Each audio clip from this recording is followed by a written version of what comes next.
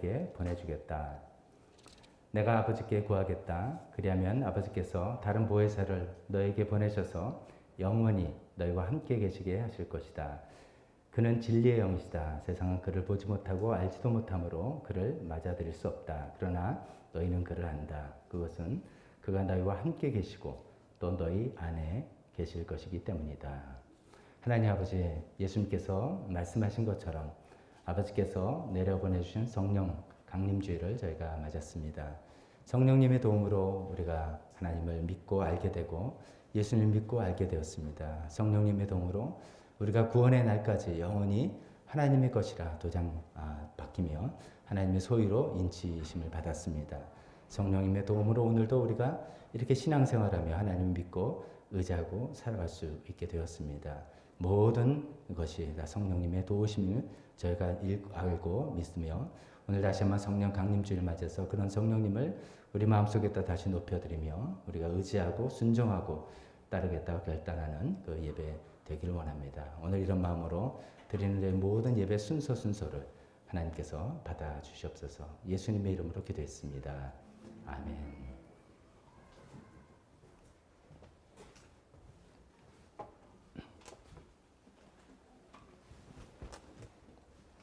다 같이 일어서서 찬송하겠습니다. 우리 좀 밝은 찬송으로 우리 또 성령 강림주일이니까 그런 주제의 곡으로 내가 매일 기쁘게 순례길을 행함은 주의 팔이 나를 보호하기 때문인데 성령님께서 계셔서 우리가 비록 좁은 길을 걷지만 밤낮 기뻐할 수 있는 이유가 된다.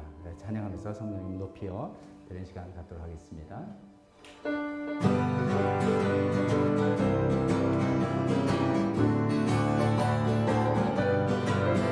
내가 매일 기쁘게 순례의 길을 가는 주의 팔이 나를 안보하리요. 내가 주의 공복을 닦는 참된 비결은 주의 영이 함께하니라.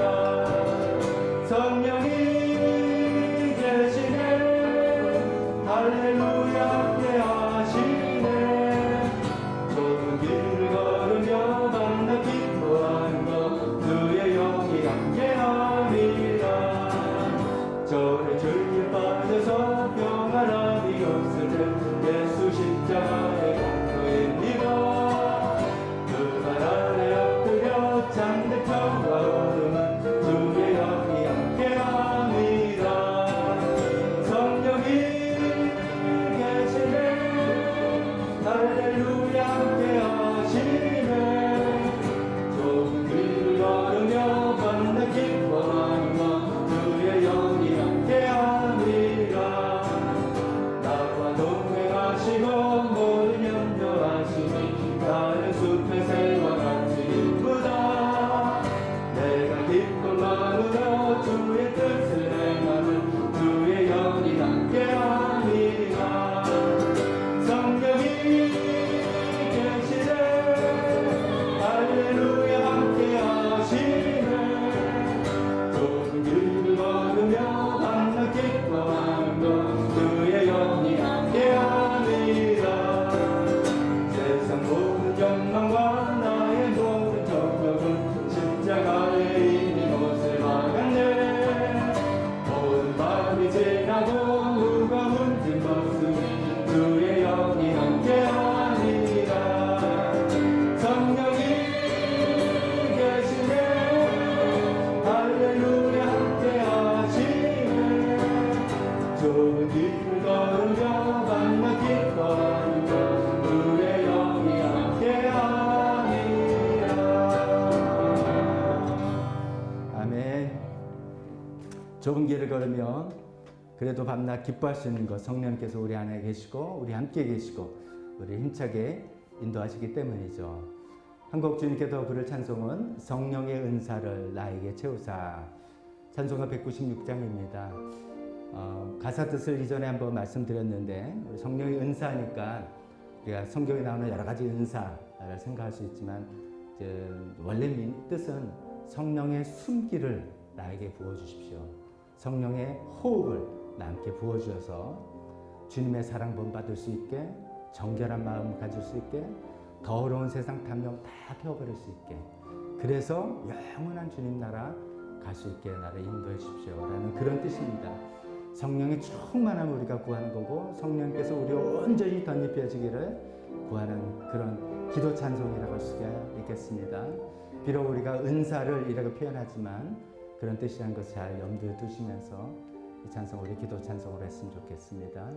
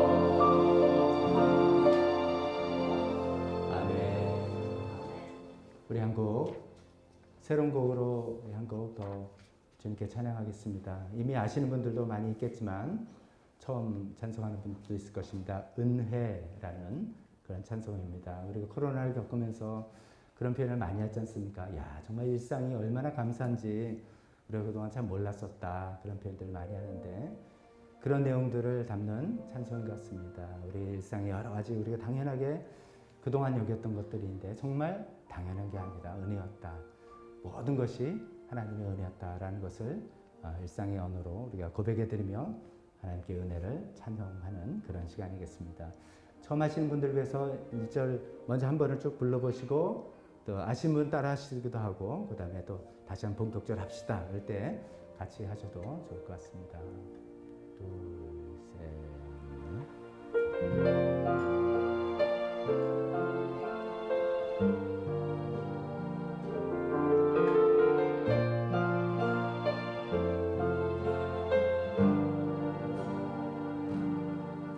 내가 누려왔던 모든 것들이 내가 지나왔던 모든 시간이 내가 걸어왔던 모든 순간이 당연한 건 아니라 은혜였어. 아침 해가 뜨고 저녁에 노을 봄의 꽃향기와 가을의 열매 변하는 계절의 모든 순간이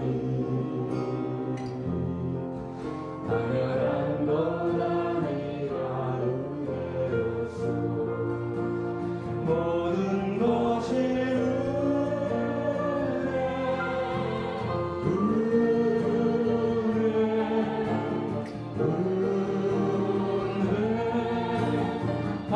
바람들은 내 삶에 당연한 거 하나도 없었던 것을 모든 것이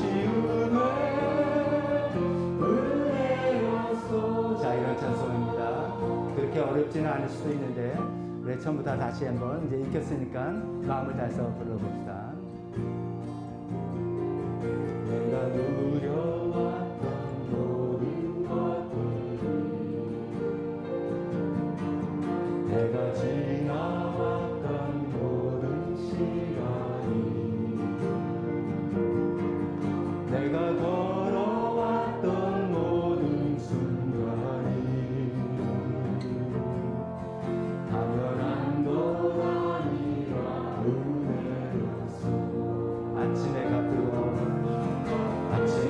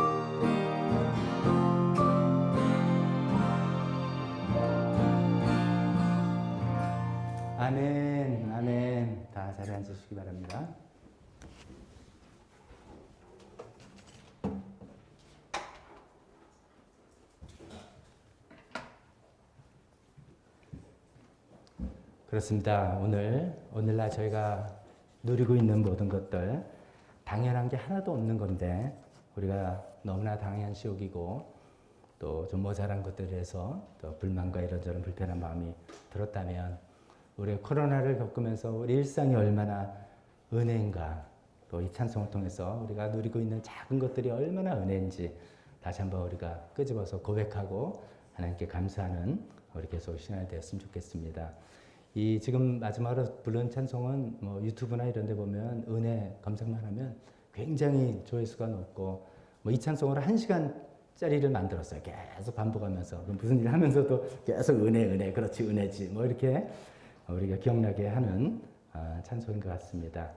자, 주보를 보면서 교회 소식 나누겠습니다. 오늘 성령 강림주일이죠. 오늘 교회 와서 하나님께 예배드리는 모든 분들, 또 덕에서 온라인으로 예배드리는 모든 분들 주님의 이름으로 환영합니다.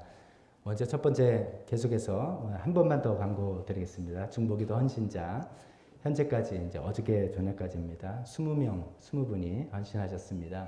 그래서 지난 주일부터 이제 중보기도 시작했고 이미 응답된 그런 제목들도 있고 그렇습니다. 아직도 이제 기회가 있으니까 하루에 30분 중보기도에 헌신하겠다라고 하시는 분들은 5월 마지막 주일까지 중보기도 사역부에게 직접 신청해 주시면 함께 우리 기도 제목 나눠서 함께 중보기도하는 그 기쁨, 그 특권을 만끽할 수 있겠습니다. 기도 신청도 많이 해주시기 바랍니다. 예배실 뒤쪽에 보면은 그 기도함이 있는데 옆에 카드 있어서 거기다가 카드를 써서 신청을 해주셔도 되고 아니면 역시 중보기도 사역부에게 직접 문자나 카톡으로 하셔도 되고 잘 모른다 그러면 목자 목녀들한테 부탁을 하셔도 됩니다. 그래서 우리가 꼭 기도가 필요한 제목들 알려주셔서 함께 기도하고 하나님의 응답을 받으시면 좋겠습니다. 말씀의 삶 성경 읽는 거는 이제 끝났고 이제 그 마지막까지 과제를 5월 말일까지 다 혹시 아직 못 보내시면 보내달라 부탁드렸습니다. 그리고 이제 그 과제와 함께 평가서와 소감문을 제출해 주셔야 되는데 평가서는 어저께 현재 12명이 제출해 주셨습니다. 아직 대다수가 아직 못 하셨다는 뜻이죠. 그냥 숙제 다 했으니 끝났다 이렇게 마음 놓으신 것 같습니다. 아닙니다. 끝났습니다. 그 보내드린 구글 드라이브를 통해서 평가서 해주시고 소감문도 간략하게나마 이렇게 해주시면 좋겠습니다. 오늘 감사톡은 우리 박관홍 목부님 또 강서희 목자님 과정에서 제공하십니다. 강서희 목자님 그 어머님 평안롭게 또 소천하신 것 하나님께 감사드리고 함께 기도해 주신 교회 여러분들에게 감사하는 마음으로 제공하십니다. 계속해서 백성호 아버님, 백기라 집사님의 아버님에서 계속 건강을 위해서 기도해 주시면 좋겠습니다. 이걸 뭐 광고해야 되는지 마지막으로 헌금 통계 보면 제가 숫자를 좀 잘못 써왔다고 지적을 받았습니다. 11조 부분에 2주 연속으로 이제 1,000이 세 자리가 되는데 네 자리가 된 거는 1000단위가 아니라 100단위라는 거 여러분 그거 아시겠죠? 합계는 맞습니다만 숫자 하나가 0이 필요 없는 0이 하나 들었습니다. 그래서 116만 원인데 마치 한 자리가 더 있는 것 같아서 우리 잔뜩 기대도 좀 하게 했죠. 죄송합니다. 불차례입니다. 이 시간에 대표 기도와 헌금 시간으로 이어지겠습니다.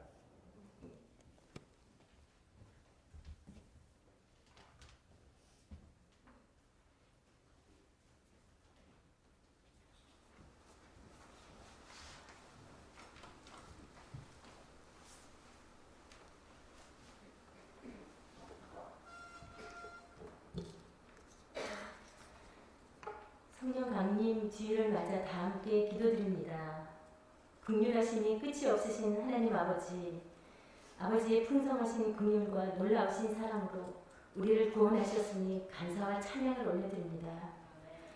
우리를 살리시기 위해 독생자 예수님을 화목제물로 내어주셨고 예수님으로 하여금 우리의 모든 허물과 죄악을 대신 감당하시려 죽으시고 부활하게 하심으로 우리를 참 생명의 길로 인도하신 하나님께 영과 진리로 예배를 드리오니 하나님 홀로 영광 받으시옵소서.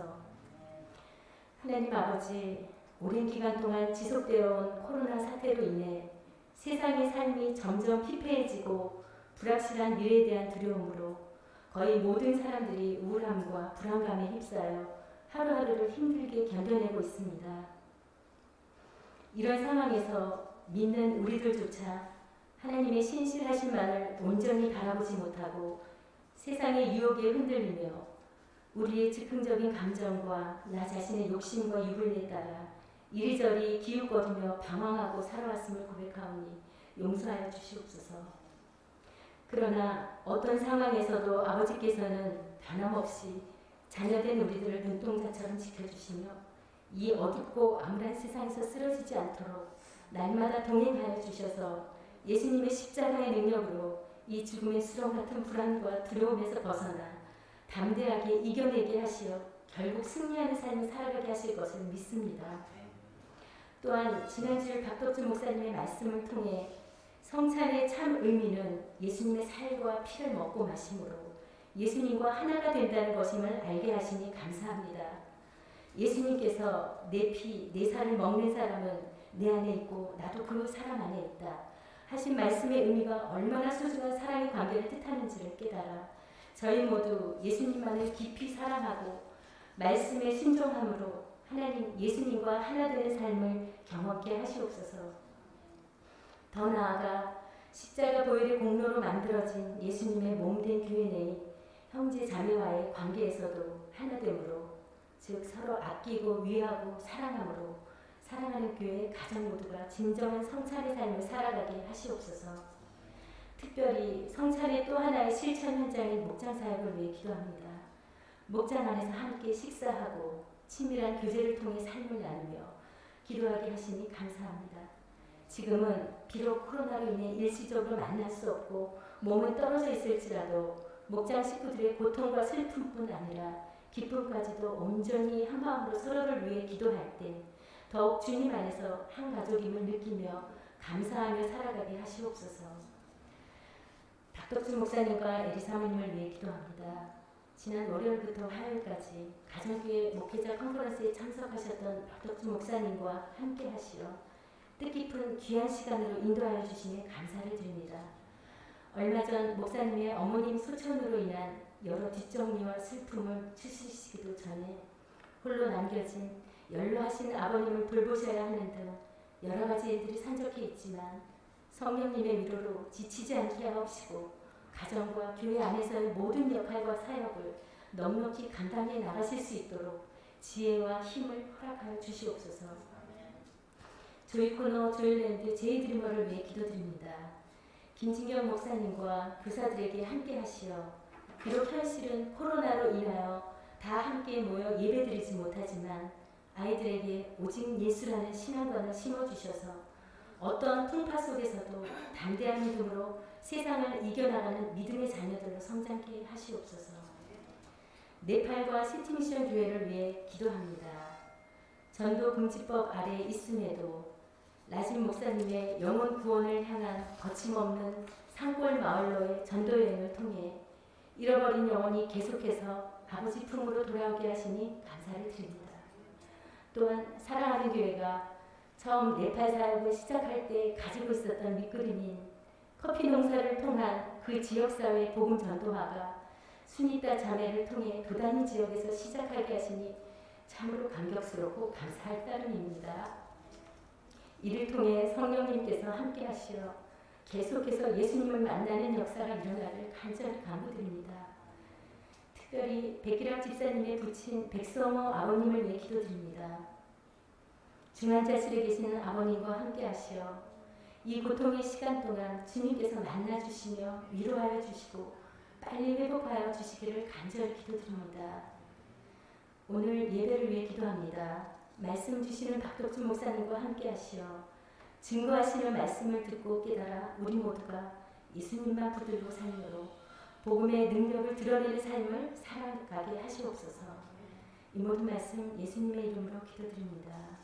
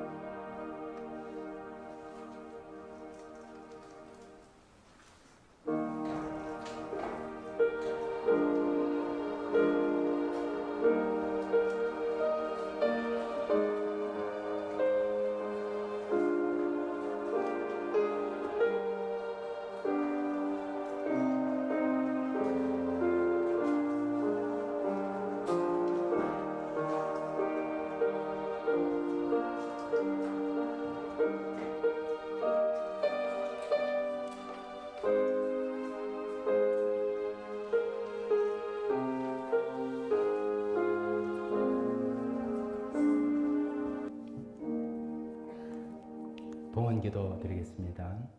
하나님 아버지, 저희가 사실 무엇이 간데 하나님께 무슨 물질을 바칠 수 있단 말입니까? 하나님, 지난 한 주간도 정말 주인된 삶을 살았고 우리 생각과 모든 마음의 소원들이 하나님을 기쁘게 해주시는 것보다는 하나님께서 좀 마음 아프고 답답해 하시는 그런 행동했던 죄인들이 예배라고 와서 저희 물질을 드리고 헌금을 드리는 이런 죄송한 마음입니다. 하나님, 그러나 하나님께서 우리 아버지가 되시고 우리 인도해 주시는 좋은 참 구주가 되시기에 주님, 우리 몸과 마음과 정성을 다 합쳐서 이 물질에 담아서 주님께 드립니다. 하나님, 이거 받으시고 하나님 나라에 아름답게 우리가 알든 모르든 우리가 알아서 기뻐하든 우리는 모르고 천국에서나 알게 되든 하나님 나라에 아름답게 사용하여 주셨기를 간절히 원합니다.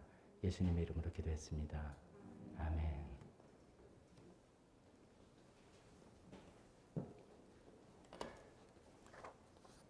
설교 시간입니다. 다 같이 일어서서 하나님 말씀 같이 읽으실 때 주보 안에 있는 본문 눈으로 보시고 제가 대표로 제가 읽겠습니다. 오늘 성령 강림 주일이라서 성령 강림에 거기 관한 설교 말씀 세 구절을 같이 선택했습니다. 첫 번째는 사도행전 1장 8절입니다. 제가 읽겠습니다. 그러나 성령이 너에게 내리시면 너희는 능력을 받고 예루살렘과 온 유대와 사마리아에서 그리고 마침내 땅끝에까지 이르러 내 증인이 될 것이다. 두 번째 말씀입니다. 데살로니가전서 1장 5절 말씀. 우리는 여러분에게 복음을 말로만 전한 것이 아니라 능력과 성령과 큰 확신으로 전하였습니다. 우리가 여러분 가운데서 여러분을 위하여 어떻게 처신하였는지를 여러분은 알고 있습니다. 마지막으로 빌립보서 2장 13절입니다. 하나님은 여러분 안에서 활동하셔서 여러분을 하여금 하나님을 기쁘게 해드릴 것을 염원하게 하시고 실천하게 하시는 분입니다. 아멘. 설교에서 잠깐 기도하겠습니다. 하나님 아버지, 오늘도 하나님의 말씀을 증거하려고 합니다. 성령님께서 우리에게 행하시는 일들, 무슨 일을 무엇을 어떻게 하시는지 잘 듣고 또 우리 안에 계시고 우리 함께 계시는 성령님의 도움을 잘 구하는 하나님 뜻대로 살아가는 저희가 되게 도와주시옵소서. 예수님 이름으로 기도했습니다.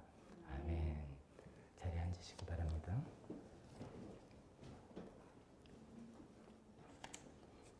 오늘 이 세 가지 설교 성경 본문 말씀을 가지고 부활의 증인됨을 도우시는 성령님, 부활의 증인됨을 도우시는 성령님이라는 제목으로 하나님 말씀 증거하겠습니다. 성령 강림주의다. 강림하면 이제 위에서 이렇게 확 내려온다 그런 그 뜻이죠.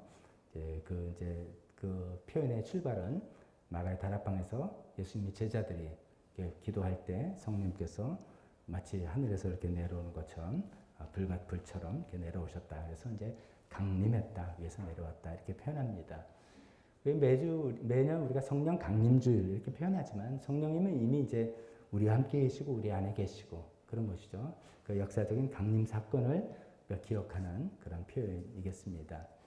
우리가 이럴 때 이제 좀 원론적인 질문들, 원론적인 생각들을 좀 해봤으면 좋겠습니다.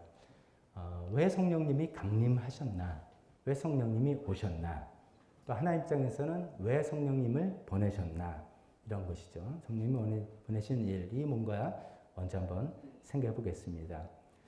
성령님께서 하시는 일 중에 가장 중요한 일은 뭘까? 여기서 제가 뭐 성경 공부가 아니니까 막 질문하고 이렇게 할 수는 없습니다. 제가 더 빨리 먼저 답을 말씀드려서 좀 김이 셀 수도 있지만 성령님께서 하시는 가장 중요한 일은 우리로 하여금 예수님을 믿게 하는 일이죠. 우리가 예수님을 믿게 하는 일이 성령님이 하시는 가장 중요한 일이죠. 성령님의 도움 없이는 우리가 예수님을 믿을 수가 없는 겁니다. 고린도전서 12장 3절에는 이렇게 되어 있죠. 성령을 힘입지 않고서는 아무도 예수는 주님이시다 라고 말할 수 없습니다. 그러니까 성령님이 도움이 아니면 우리가 예수님을 듣는 어쩜 기회도 잘 안 생겨요. 그러니까 예수님을 믿는 어떤 복음을 듣는 기회가 내가 생겼다. 뭐 가족이든 친구든 어떻게 태어나 보니까 믿는 집안에 태어났던 이 모든 게 성령님의 일하심이고, 그 다음에 이제 설교 말씀을 듣고 성경 공부를 듣고 할 때 뭐 이해가 안 돼. 뭐 이럴 수도 있잖아요. 근데 듣고 좀 이해가 된다. 내가 왜 이렇게 기특하냐가 아니라 이게 성령님의 도움이시죠. 그 다음에 마지막 단계를 그걸 믿을 수 있게 하는 거죠. 거기에 내가 신뢰해서 내 몸을 던질 수 있게 하는 것도 성령님의 도우십니다. 이런 말씀 들으면 나는 성령님이 안 도와주시나 봐. 나는 들어도 이해 안 되고 잘 안 믿어져. 그러니까 나는 노력해도 성령님이 안 도와주시나 봐. 그런 건 없습니다. 우리가 마음이 원할 때 성령님께서 당신은 안 돼. 이런 일은 전혀 없죠. 이제 우리가 이제 성령님이 우리를 믿게 한다는 것은 나의 생각과 의지는 하나도 없고 100% 하나님이 하신다라는 그런 뜻이다보다도 나중에 모든 결론을 보니까 내가 똑똑하고 잘나서가 아니었구나. 이게 이렇게 되는 게 성령님께서 다 그런 과정을 이끌어 주셨구나라고 표현하는 그런 것이죠. 다시 이제 성령님께서 하시는 가장 크고 중요한 일은 예수님을 믿게 하는 것. 그리고 우리가 다 대부분 예수님 믿고 여기 예배에 참석하신 분들의 모든 그 크레딧은 성령님께 드리는 것이죠. 그 두 번째는 성령님께서 이제 일반 사역으로 우리 예수님 믿는 하나님의 자녀들을 도우시지 않습니까? 여러 가지를 도우시죠.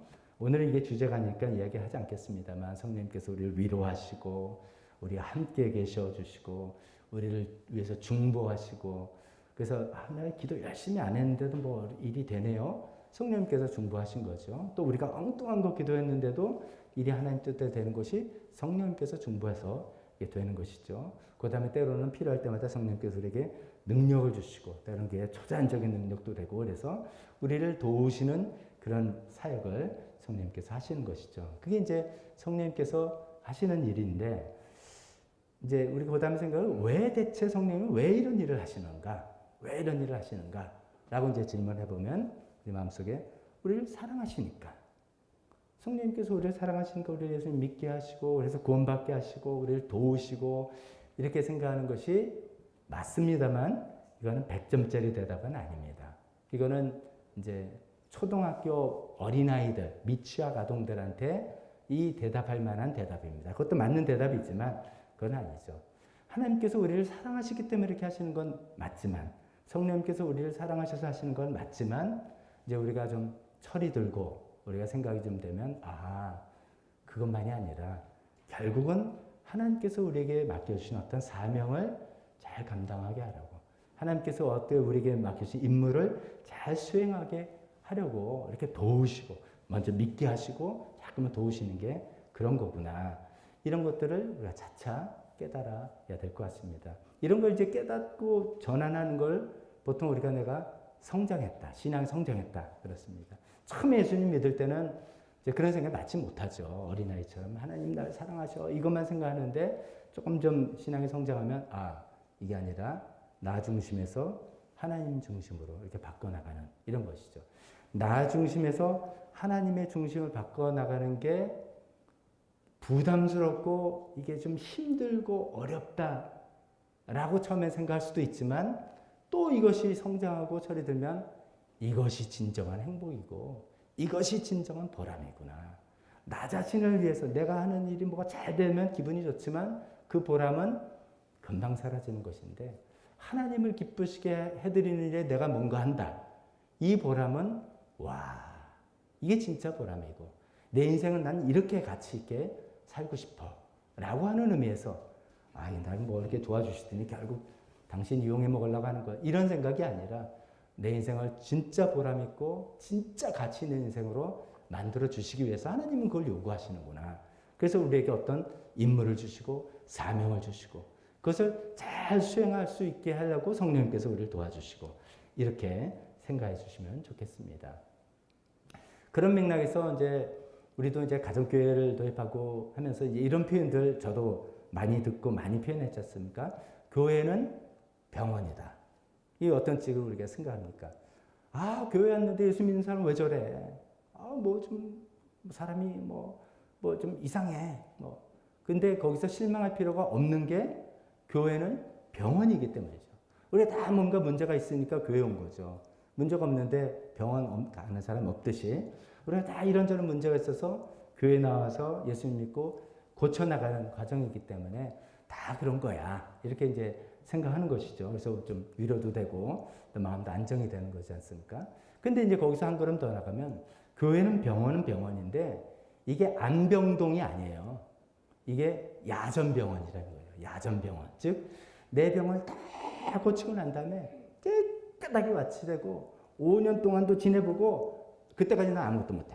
아무것도 못하고 내가 완치되고 난 다음에 뭐 하나님께서 주신 임무니 사명할게 라는 그런 병원이 아니라 교회는 병원이라 할 때 그 병원은 야전병원이라는 거죠. 지금 치열한 영적 전투가 일어나고 하나님께서 하실 일이 있고 우리를 부르셔서 우리에게 보여줘 이런 일이 있어서 웬만큼 대충 이제 고치면 전장에 또 투입돼서 열심히 뭐를 해야 되는 그런 야전병원이다라는 것을 또 우리가 기억했으면 좋겠습니다. 즉 교회나 목장에서 쫙 그냥 뭐 좀 합시다. 또 뭐 좀 해야 되나 하는데도 아유 나는 여전히 이게 아직 해결이 안 돼서 그 여전히는 평생 갈 수 있습니다.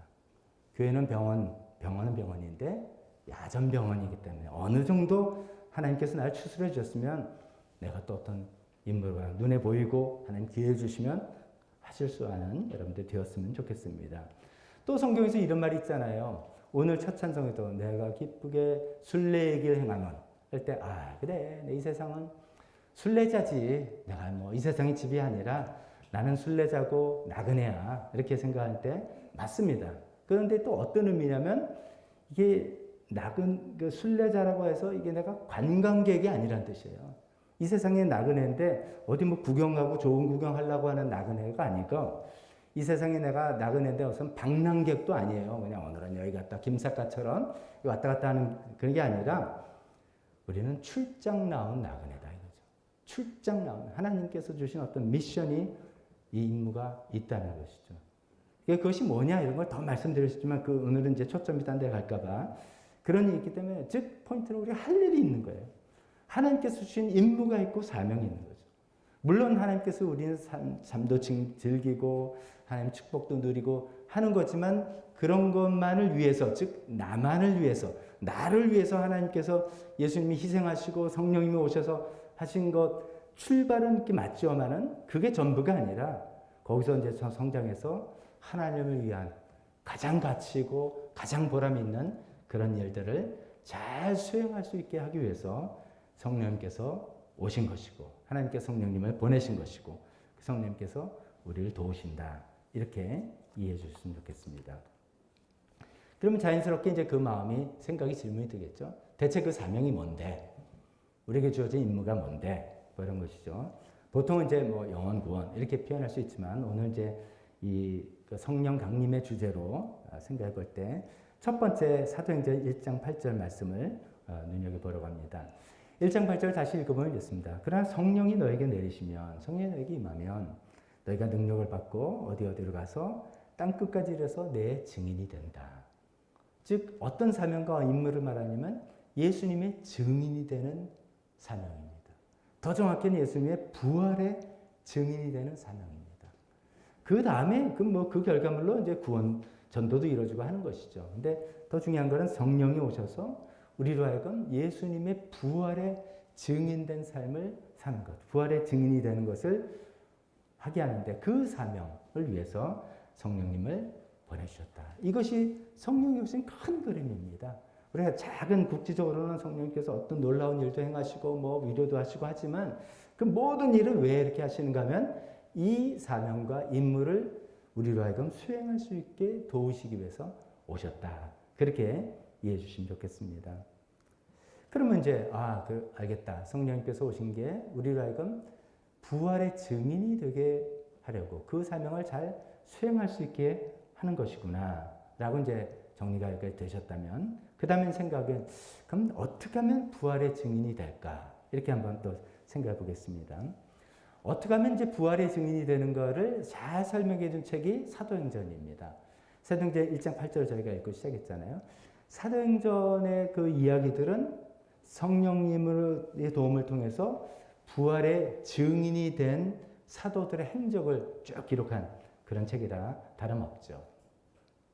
근데 그 전에 이제 우리가 증인이라고 표현한다면, 증인은 이제 목격자로서 또 자기가 본 사실을 증언하는 사람이잖아요.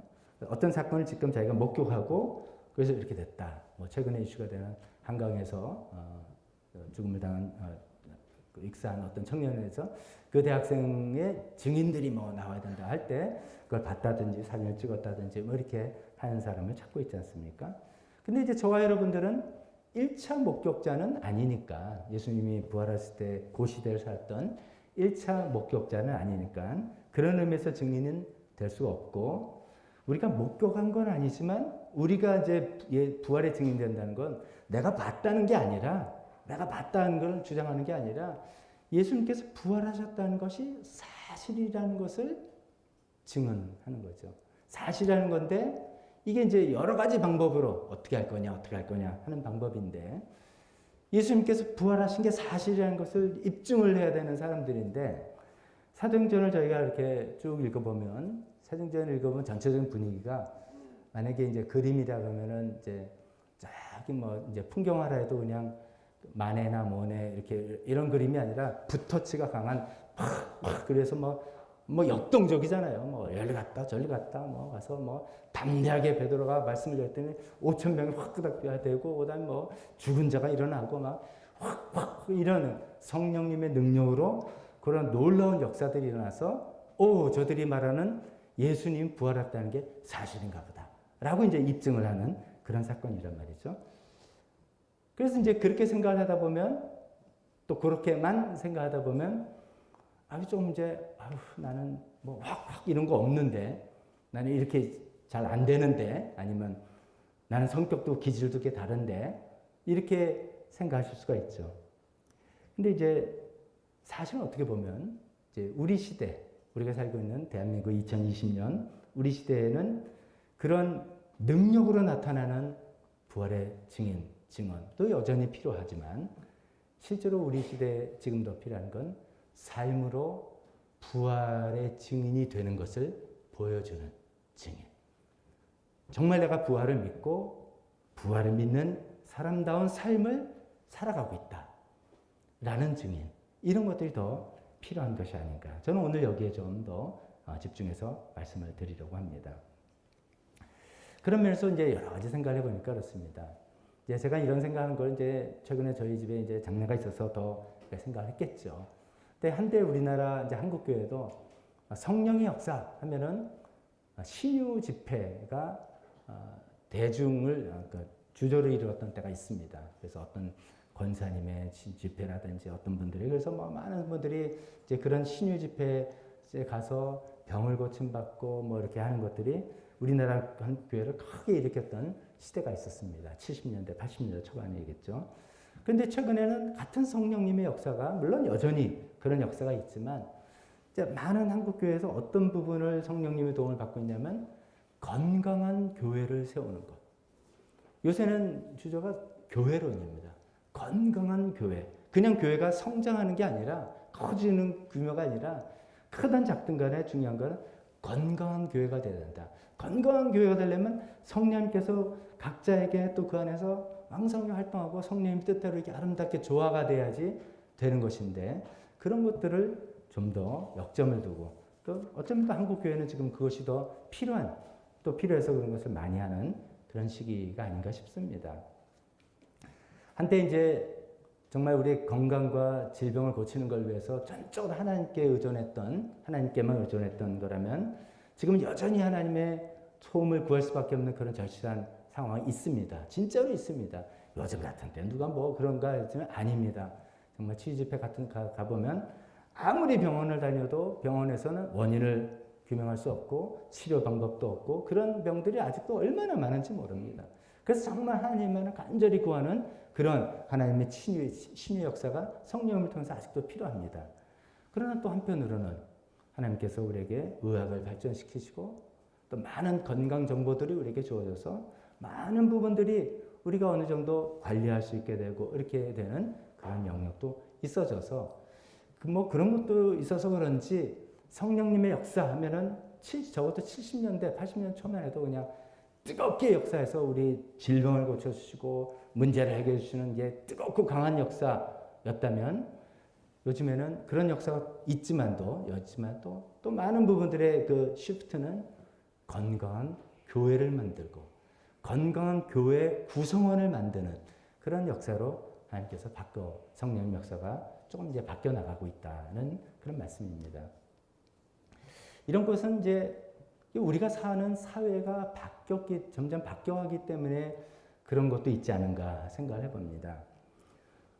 오늘 이제 저희가 이제 마지막으로 세 번째 불렀던 찬송, 어떤 분들은 배워서 처음 불러본 찬송, 은혜라는 그 찬송 가사가 제가 좀 처음에 접해보면서 이제 참 좋다. 이번에 이제 목회자 컨퍼런스에서 그게 주제 찬송처럼 됐어요. 그래서 저도 처음에 생소하다가 계속 듣다 보니까 이제 음미하게 되고 이것저것 찾아보고 이제 그 곡을 만드는 분이 또 목사님이면서 음악가고 뭐 이런 분들 배경도 알고 참 좋다 이렇게 생각해서 같이 소개하면서 여러분들이 이제 하나님께 찬송하고 평상시에도 불렀으면 좋겠다 이렇게 생각했는데요. 근데 이제 그 은혜란 찬송 같은 것도 보면은 어떤 전통적인 성경 용어, 신학 용어 이런 거 아니란 말이죠. 구속, 십자가, 영광, 하나님 영광 이런 가사보다도 굉장히 좀 일상 용어죠. 일상 언어. 그냥 제가 그냥 머리에 떠올라서 말씀을 드립니다만 그 왜 우리나라 여자 가수 달빛 옥상이라는 가수들 있죠. 수고했어 오늘도 뭐 이런 노래 있죠. 그 처음에 그런 노래 듣고 처음에 저도 좀 뭐지 왜 이런 노래가 나오지 했는데 이게 시대가 바뀌어서 그런 거죠. 이제 우리가 70년 80년대는 우리나라 이제 사회 분위기도 고도 성장. 그래서 그때는 캐치프레이즈가 뭐냐 세계는 넓고 할 일은 많다. 뭐 그래서 뭐 세계 경영 뭐 이렇게 나가기도 하고 뭐 열심히 일하면 뭐든지 되는 거죠. 대학 졸업장만 있으면 직장이 다 기다리고 있고 그래서 열심히 하면 승진해 가지고서 뭐 삶이 되고 전 세계로 나가고 그런 분위기를 한국 교회도 같이 반영한 것이죠. 그래서 그 당시에는 주된 어떤 분위기가 찬양 가사도 보면 헌신, 희생, 열정, 선교 뭐 이런 것들이었단 말이죠. 근데 점점 요새 시대가 좀 변한 거죠. 우리나라 시대도 이제 선진국 대열에 들어서기 때문에 그랬겠죠. 하지만 선진국 대열에 들어서서 풍요는 해졌지만 왠지 모르게 불안감은 더 생기고 미래는 기술이 엄청나게 변했지만 미래는 좀 더 불투명해지고 그다음에 그래서 성장보다는 점점 분배, 안정 이런 것들을 점점 우리가 또 중점을 두는 우리 시대가 바뀌었다는 거죠. 그래서 찬양도 많이 바뀌었습니다. 좀 요즘 20대, 30대 기독 청년들이 만들고 부르는 즐겨 듣는 찬양을 보면 많이 달라요. 그래서 저도 처음에 이제 너무너무 생소해서 아유 젊은이들 이렇게 맥이 없어. 막 처음엔 좀 그런 생각이 들었어요. 근데 자꾸만 그 생각을 하다 보니까 시대가 바뀌었구나. 우리 시대가 바뀌고 사회가 바뀌고 그러면 우리 바뀐 사회와 시대에서 여전히 이런저런 부분들이 있지만 성령께서 역사하시는 것도 바뀌는 더 넓어졌다고 볼 수도 있고 그런 거겠구나라는 그런 생각을 해봅니다. 요즘 뭐 사람들이 제일 좋아하는 단어가 힐링. 다 뭐든지 힐링을 제일 좋아하죠. 그만큼 지쳤다는 거죠. 삶이 지치고 굉장히 풍요롭고 편리해졌는데 왜 이렇게 지친 거예요. 그래서 힐링을 원하고 그냥 작고 소소한 거에 만족, 행복 찾는 뭐 이런 거 분위기라서 찬송 가사도 바뀌고 이랬나 봅니다. 제가 이제 이런 얘기를 말씀을 드리는 것은 이제 처음에 하나님께서 성령을 왜 보내셨냐? 우리로 하여금 부활의 증인이 되게 하려겠다. 그러면 한때는 그 부활의 증인됨이라는 것이 크고 강한 능력과 역사를 통해서 나타날 때가 있었어요. 그걸 통해서 저희 전도에도 능력 전도 이런 게 있습니다. 딱 보면 귀신이 쫙 나가고 사람이 뒤집어지고 뭐 이렇게 기적이 일어나고 그래서 와 부활하신 주님 진짜인가 보다 해서 하는 걸 능력 전도랍니다. 그런 시대가 있었고 여전히 선교제에 그런 것도 있습니다. 몇 년 전에 얼마 전에도 말씀드렸죠. 라지 목사님 막 귀신 들린 사람이 교회에 찾아와서 막 기도했더니 귀신이 물러갔다. 그럼 우리는 지금은 별로 우리가 경험하지 않는 우리 사회에서는 그런 것이죠. 아직도 기도원이나 그런 거 성령 사역하시는 분들이 있겠지만 대중적이지는 않는 우리 사회가 많이 좀 바뀐 거죠. 분위기가. 그런 거라고 생각해 볼 때 부활의 증인이 된다는 것이 꼭 강하고 큰 능력만이 아니라 계속 말씀드리지만 우리 삶을 어떻게 살아가느냐 능력 있는 삶 그런 표현이 아니라 우리 삶을 정말 내가 예수님의 부활을 믿고 사는 사람다운 삶을 살아나갈 수 있는 능력 이런 것으로 좀 강조점이 좀 바뀔 필요성이 있지 않는가 이런 말씀을 드리려고 합니다. 자, 그런 이해를 하고 사도행전을 다시 한번 쭉 생각해보니까 이렇습니다. 사도행전은 아까 말씀드린 것처럼 병을 고치고 죽은 자를 살리고 하는 놀라운 크고 대단한 능력이 많이 있지만 또 그 안에 그걸 자세히 보면 이런 것도 있단 말이죠. 예를 들면 사도 바울이 이쪽에서 막 전도하려고 그러는데 전도길이 막 막혀가지고선 어떡하지? 왜 그러지? 이러고 있는데 밤에 꿈에 마케도니아 사람, 지금 그리스 지역 사람이 옷을 입은 사람이 나타나서 일로 와서 우리를 도와라. 이런 환상을 봤단 말이죠. 그래서 사도 바울이 그 마케도니아 환상을 보고 지금의 터키 지방을 선교하려다가 그 계획을 접고 유럽으로 건너와서 빌립보, 데살로니가 이렇게 전도를 했단 말이죠. 그걸 마케도니아 환상 이렇게 생각하는데 그것이 이제 이런 거죠. 이렇게 생각할 때 아, 사도 바울 참 훌륭하다. 자기 계획이 이렇게 있는데 그것을 탁 내려놓고 어떻게 그렇게 갈까? 이렇게 생각할 수도 있지만은 그것을 인도하시는 것이 성령님이십니다.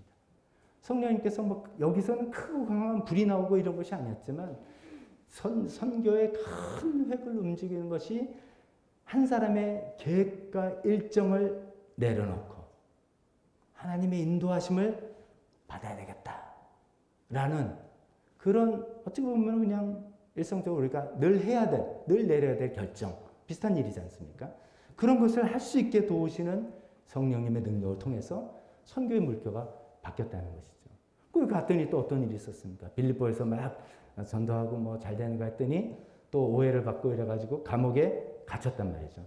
감옥 앞에서 그 유명한 사건이 있죠. 바울과 실라 사도 두 사람이 감옥에 앞에서 신세를 타령하고 원망한 게 아니라 막 거기서 찬양하고 감사를 했더니 옥문이 열리고 뭐 이렇게 난리가 났잖아요. 그것도 이제 그런 어떤 능력, 큰 외부적인 모습으로만 볼 게 아니라 그 내면을 먼저 봐야죠. 어떻게 하면 사도 바울, 어떻게 하면 성령님께서 사도 바울에게 그런 환경에 처했는데 그걸 원망하고 탓하고 이런 마음이 쓰는 게 아니라 그걸 감사와 찬양으로 돌릴 수 있게 성령님께서 어떻게 그 마음을 움직여서 그렇게 할 수 있는가. 이런 역사인 거죠.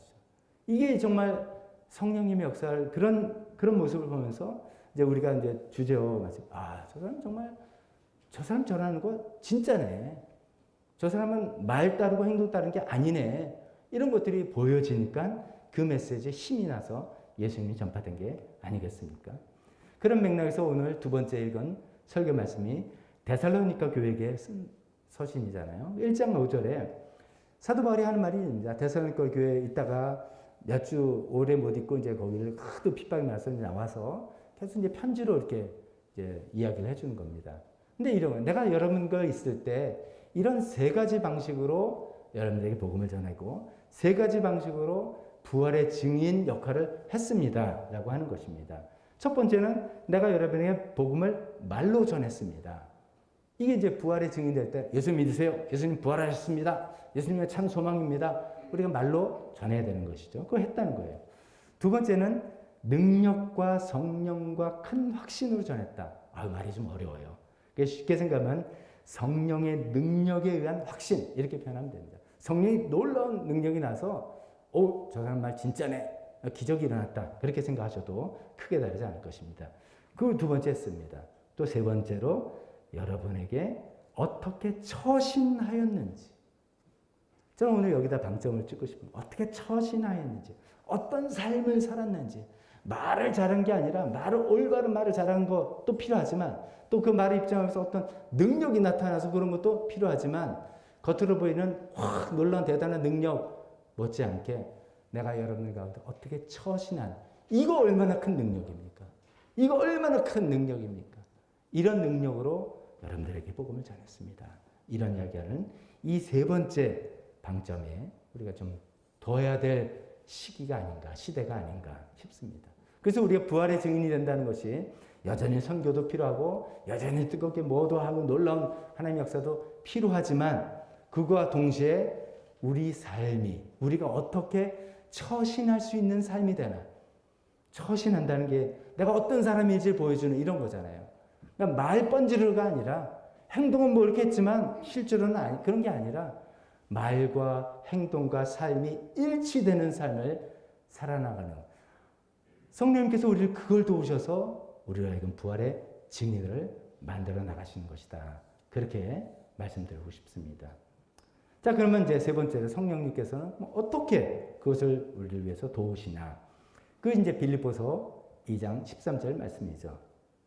여러 차례 말씀드렸지만 이제 이 앞에 나온 하나님, 첫 번째 나온 하나님, 우리 안에서 활동하시는 하나님이니까 쉽게 우리가 성령님이라고 할 수 있습니다. 즉 성령 하나님은 여러분 안에서 활동하셔서, 여기서 활동하신다는 단어가 우리 그 배터리 중에 수입한 배터리, 에너자이저 배터리 있죠. 그래서 이제 에너자이저 배터리 선전 보시면 그 토끼, 그 에너자이저 배터리 그 토끼가 주로, 이 토끼는 배터리가 오래 간다 그래가지고 계속 이렇게 북치고 하는 거 있잖아요. 그렇게 에너지가 넘치다 뭐 이런 거잖아요.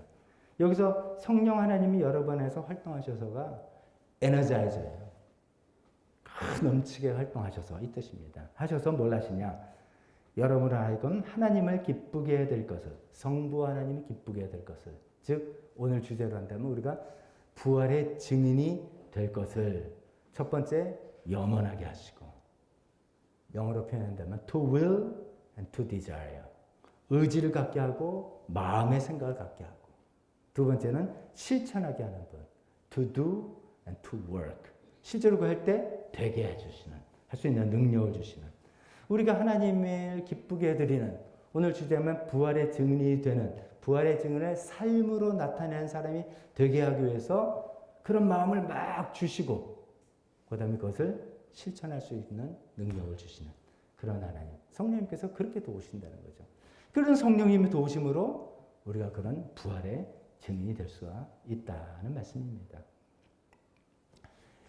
부활의 증인에 대해 이렇게 한번 말씀해 볼까요? 요즘 이제 뭐 건강, 몸에 좋다 그러면 다 먹잖아요. 몸에 좋다 다 먹는데, 이제 어떤 이제 건강 기능식품, 어떤 건강 기능식품에 뭐 제품 제가 뭐라고 말씀 안 해요. 오메가 3가 됐든 뭐가 됐든 이제 어떤 사람이 그걸 파는 판매원이 있는데 와서 아유 사장님 이거 진짜 몸에 좋습니다. 이거 먹으면요 뭐 혈관이 깨끗해지고 암 면역력이 좋고 막 이제 선전을 하는 거예요. 그래서 그래? 그래서 이제 좀 관심이 좀 생겼어요.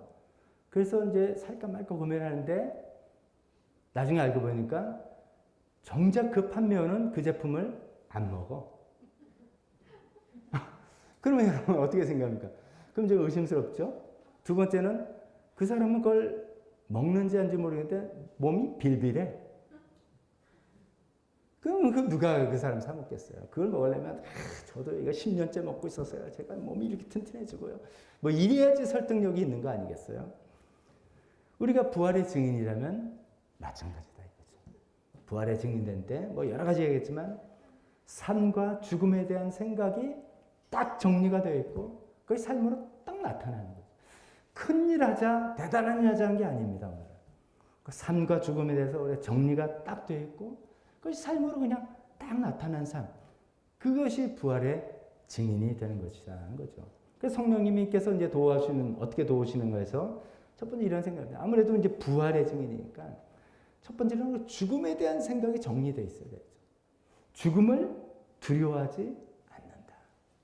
내가 부활의 증인이라면서 맨날 죽는 거 두려워하고 걱정하고 염려하고 어떻게 되면 이게 어떻게 되면 어떡하나 이런 생각한다면 그 사람이 파는 이 제품을 누가 사겠습니까? 이거 이 몸에 좋은 거야 하면서 이거 사실은 이게 좀 뭐 이렇게 하는 거 똑같은 거잖아요. 우리가 부활의 증인이 된다면 죽음을 두려워서 하는 것이죠.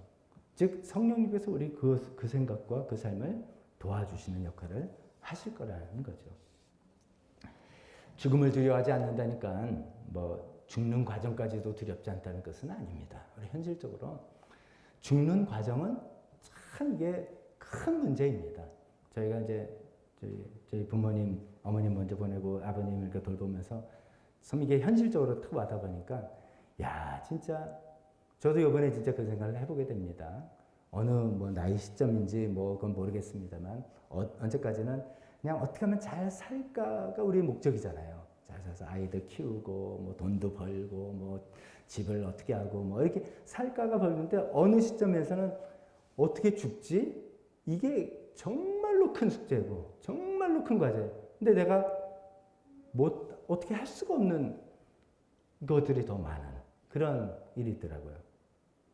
그래서 뭐 죽는 과정에서 잘못되면 뭐 가족들 뭐 고생시키고 가는 경우.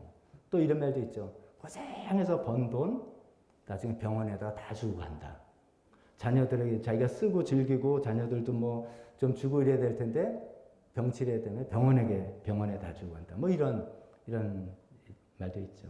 그래서 죽는 과정 이거는 사실 가벼운 문제는 아닙니다. 죽는 게 두렵지 않아 하지만 이 과정을 우리가 지혜롭게 해야 되겠죠. 뭐 저는 뭐 의사도 아니니까 다른 방법 없겠지만 어떻게 보면 우리가 예수 믿는다는 것은 예수님 믿고 신앙생활 한다는 것은 우리 삶이 건전하다는 것, 건전해야 됩니다.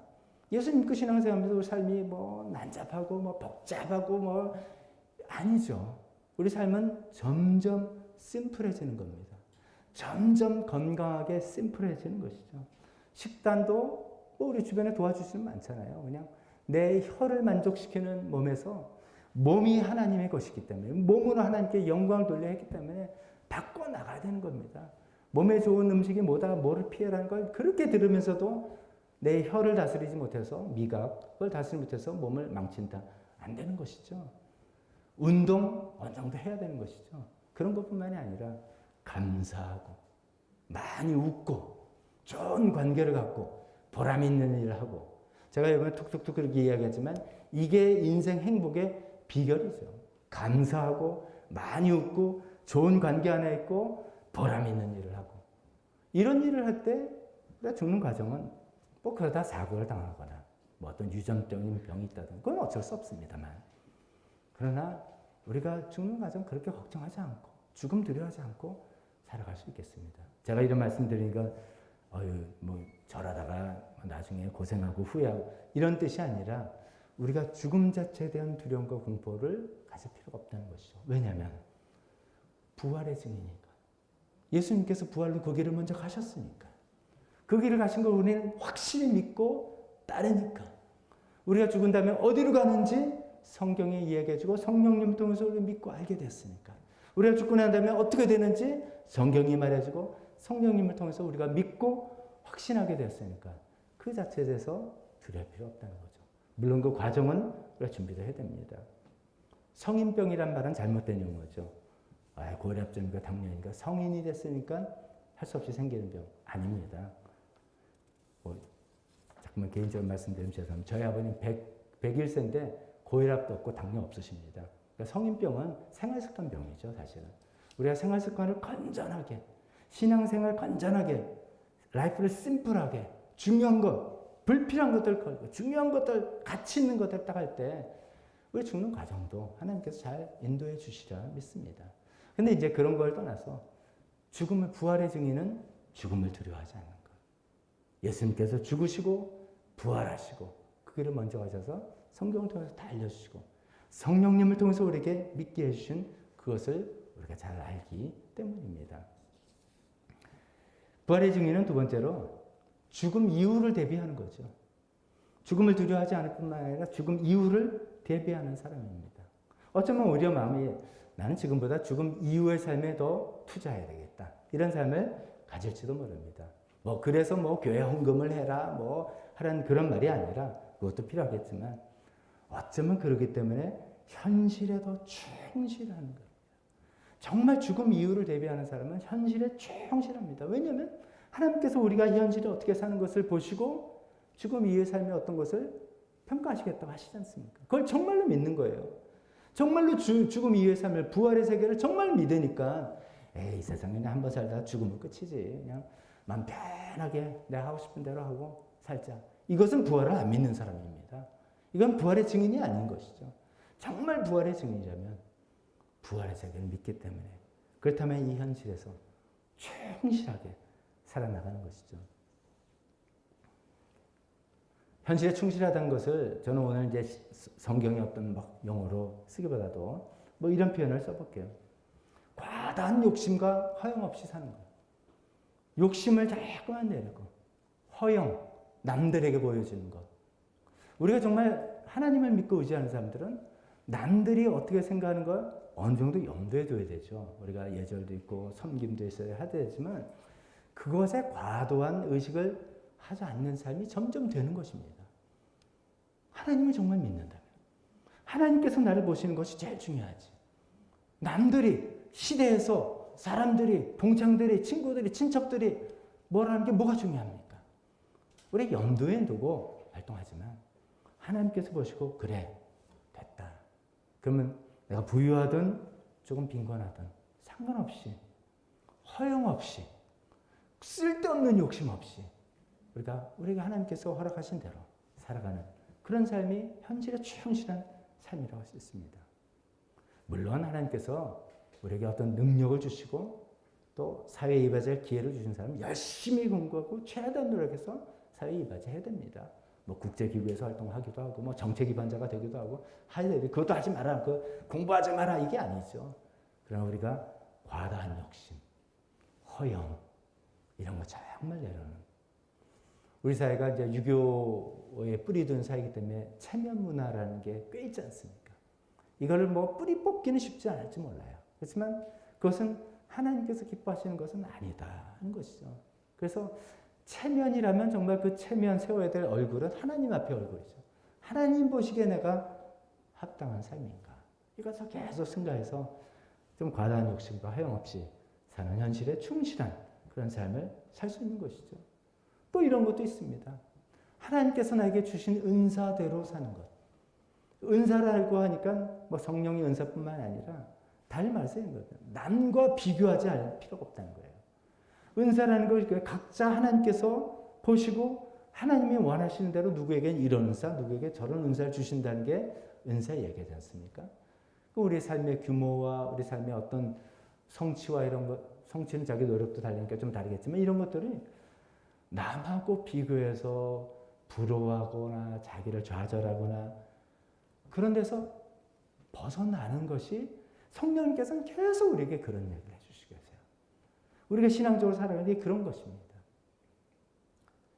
요한복음 20장에도 마지막에 보니까 베드로가 마지막 장면에서도 네가 나중에는 지금은 네 마음대로 하지만 남들이 너 옷 입혀주고 뭐 이렇게 순교에 대한 암시를 해주잖아요. 베드로가 그런가 보다 하면 되는데 옆에 요한이 보이고 쟤는요.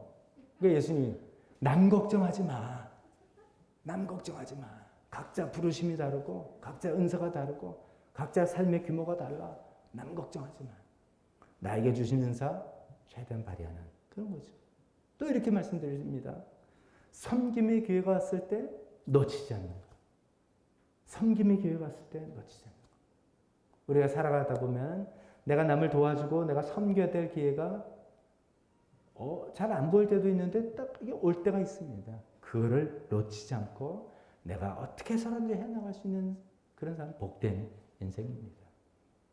뭐 이런 거를 말씀드리면 여러 가지 있겠지만 하여간 부활의 증인은 성령님의 도우심으로 이런 삶을 살아가는 사람입니다.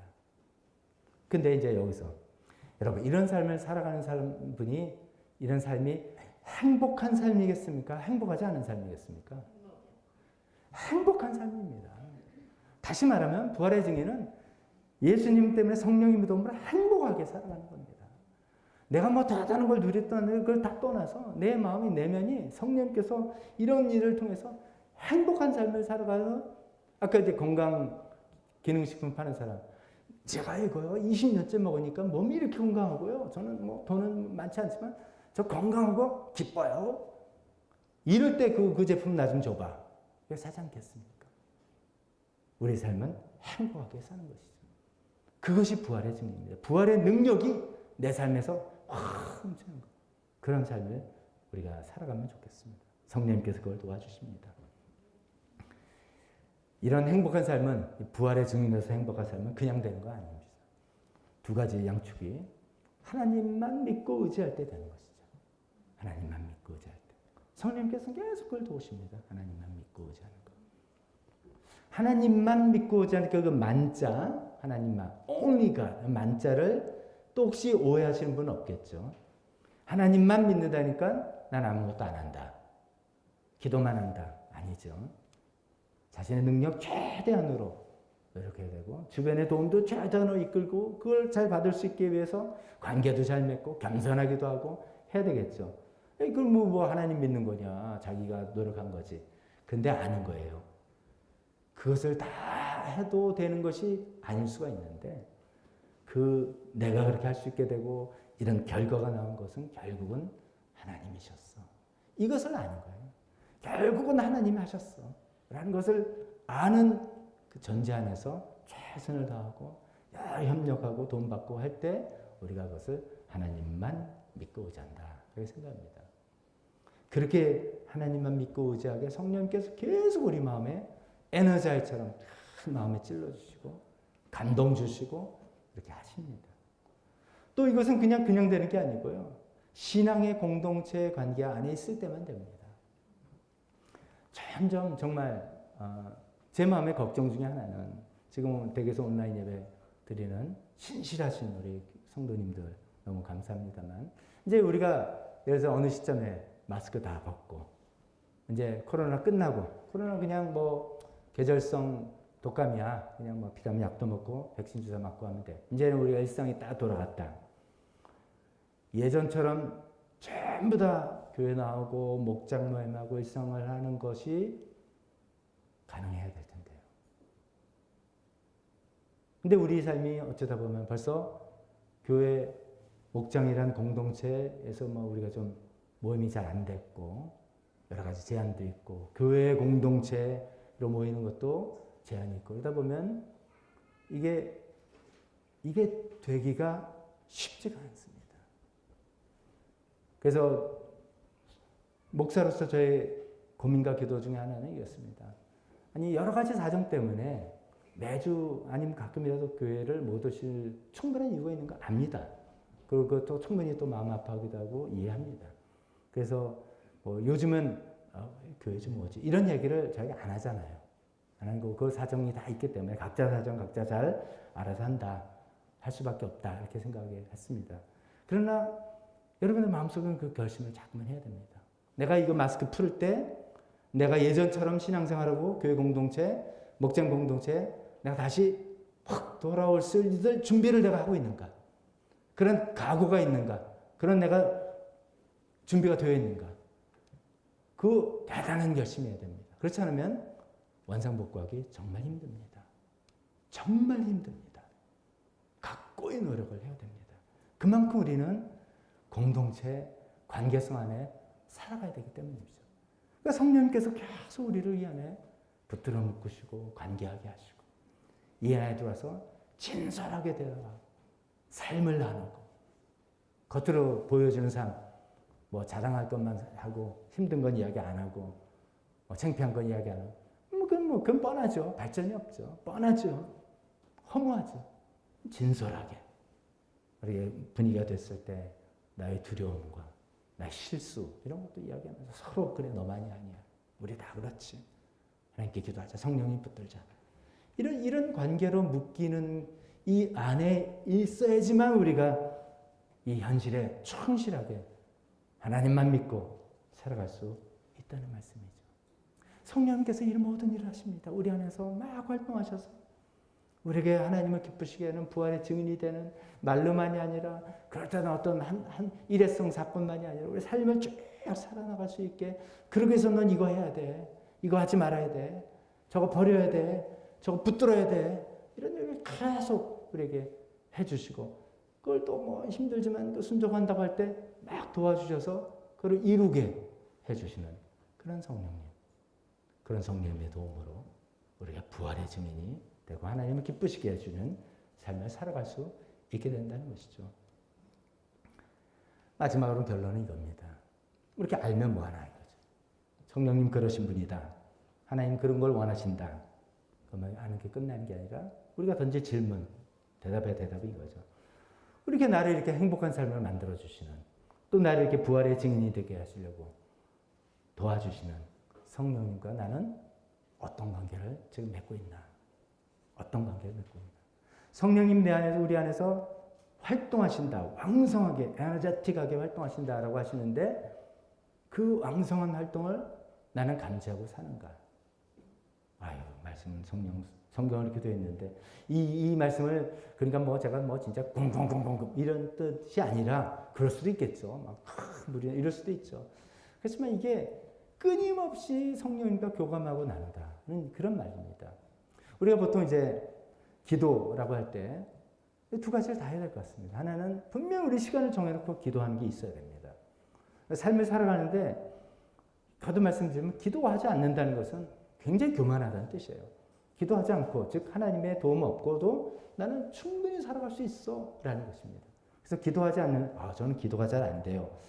그러면 저분 되게 교만하구나 이렇게 우리가 생각하면 됩니다. 하나님 없이 뭐 살아가는 분이구나 이렇게 생각하면 되고요. 그래서 정한 시간에 자기 나름대로 시간을 정해서 기도하는 시간이 필요합니다.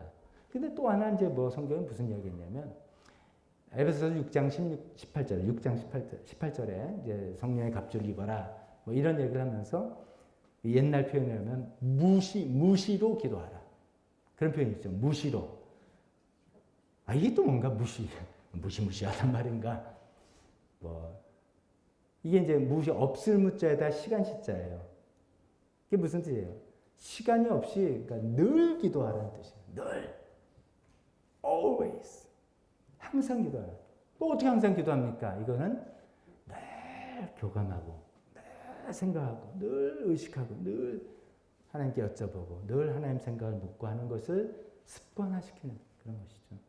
정해진 시간에 기도하고 또 무시로 기도하고 그러다 보면 참 이런 경우가 있어요. 우리가 참 잘못하는 것 중에 하나가 다 결정해놓고 그걸 기도합니다. 하나님 요거 하게 해주세요.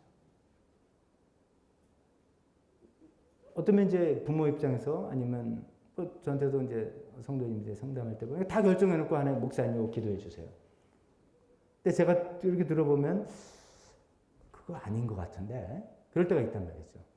아닐지도 모르는데 그게 있단 말이죠. 그럼 참 딱딱하죠. 결정 과정에서 기도해야 되죠.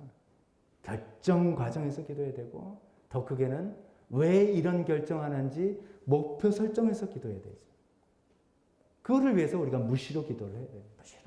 성령과 교감하면서 하나님 이것이 하나님 뜻에 기쁜 뜻입니까? 맞습니까? 하나님 이렇게 하면 기뻐하시겠습니까? 내가 이게 부활 증인의 삶을 살겠습니까? 이것이 나의 행복한 삶으로 드러나겠습니까?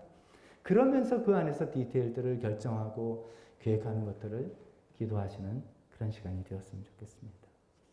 마음을 들이고 시간을 들여서 성령님께 인도를 받을 때 어쩌면 부활의 증인이 되기 위해서 한다 할 때 뭐 크고 거창한 사도 베드로가 행하고 사도 바울이 행하고 뭐 그런 선이 굵은 초자연전 역사 같은 그런 것들은 좀 자신이 없다 할지라도 우리가 부활의 증인의 삶을 살 수 있을 것이고 살아야 되고 그래서 행복한 삶 살아야 되고 오늘 우리 찬송한처럼 모든 것이 은혜다 당연한 게 없고 모든 것이 은혜다 하면 감사가 넘치고 행복한 삶을 사는 거예요. 그런 삶을 살아내는 이 모습이 부활의 증인이 된다면 그러기 위해서 늘 성령님께 마음을 드리고 정해놓고 기도하고 무시로 기도하고 하나님께 여쭤보고 듣고 반응하고 하는 우리가 되어서 그런 행복한 부활의 증인 다 되었으면 좋겠습니다. 이 시간에 잠깐 우리 반주해 주실 때 기도했으면 좋겠습니다. 기도하면서 혹시 우리 마음속에 여러분 마음속에 하나님께서 말씀해 주신 것들이 있으면 솔직하게 기도해 보겠습니다. 우리가 마음을 들이고 시간을 들여서 성령님의 인도를 구한다면 성령님께서 분명히 우리가 버려야 될 것, 또 바라고 붙잡아야 될 것 알려주실 것입니다. 또 우리가 해야 될 것, 또 하지 말아야 될 것 알려주실 것입니다. 하나님이 기뻐하시는 것, 하나님이 기뻐하지 않으시는 것, 싫어하시는 것 알려주실 것입니다. 또 그것을 따르겠노라고 내가 결단하고 나갈 때 도와주시고 이루어주실 것입니다. 그런 성령님의 도우심을 받으면서 행복한 부활의 증인 삶을 살아보다 결단하는 시간 갖도록 하겠습니다. 기도하겠습니다. 하나님 아버지 저 자신보다 사랑하고 있습니다. 주님 과다한 욕심을 나고 의식하지 않고 살겠습니다. 하나님 주시는 사람과 비교하지 않고 살겠습니다. 하나님께서 섬기는 기회를 주셨습니다. 하나님 아버지 주님께서 바라보는 것은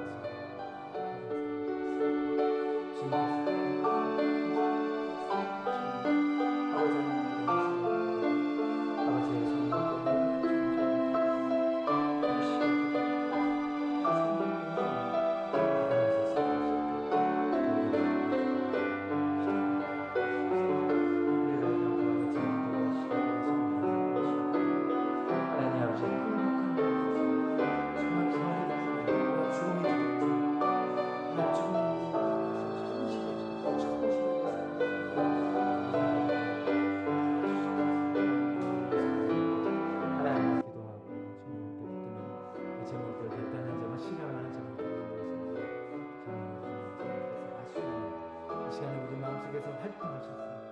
나는 사이트라고 하셔서 주님 말씀해 주시고 성령님을 지적해 주시고 교회를 주시고 인도해 주셨고 주님 간절히 주님